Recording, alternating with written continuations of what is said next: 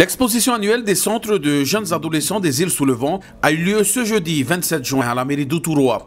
Le succès était encore cette année au rendez-vous. Lorsqu'on a ouvert les CJA il y a 40 ans, c'était plutôt pour des élèves qui ne pouvaient plus continuer à l'école. Et puis la mission principale, c'était la vie active.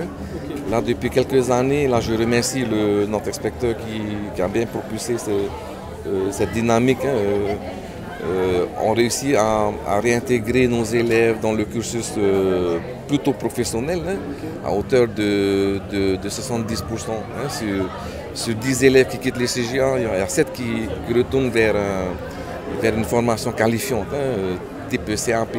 Cette année, le CJA de Tapu Tapu Atea, comme ceux de Huahine, Taha'a, Bora, présents dans cette exposition, propose des objets très variés, allant de produits de menuiserie comme les fameux gardes à manger, les ukulélés, les lits des tables, les bancs, jusqu'aux produits métalliques comme les étagères pour pots de fleurs, les bacs pour plantation de légumes, tout un panel varié. De la cuisine à la couture jusqu'aux produits artisanaux, les élèves des CJA ont fait rêver plus d'un.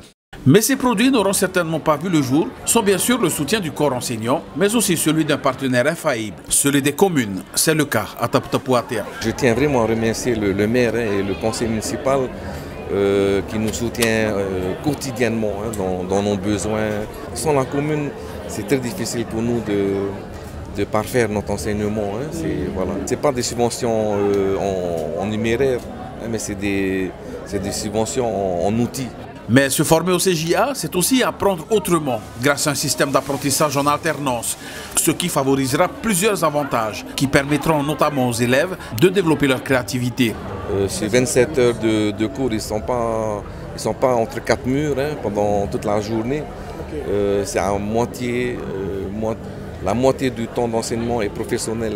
Donc on utilise ces ateliers professionnels pour amener la numération, la lecture, voilà. Donc en fait c'est apprendre autrement. Et ce sont des élèves qui ont besoin de toucher des choses, de voir, c'est concret. Lorsqu'on travaille que dans des livres, ça devient trop abstrait pour eux. Voilà. Avec une telle diversité d'apprentissage dans nos CJA, on peut dire que nos élèves ne risquent pas de perdre davantage de motivation pour toujours aller de l'avant. Les résultats d'aujourd'hui sont très prometteurs. Enseignants et directeurs se félicitent pour les efforts récompensés. Nous avons effectivement ce que nous on appelle les modules 3. Ce sont des élèves qui n'ont pas eu accès à une place au lycée professionnel. Ces élèves-là, on les envoie directement en entreprise. On a un partenariat, un réseau d'entreprises partenaires à l'école avec qui on travaille fréquemment. On les intègre plusieurs mois à l'avance et on espère qu'à la suite de quoi ils seront embauchés. Mais souvent, ils sont pris en tant que CAE et après leur devenir, ils font leur carrière professionnelle par la suite.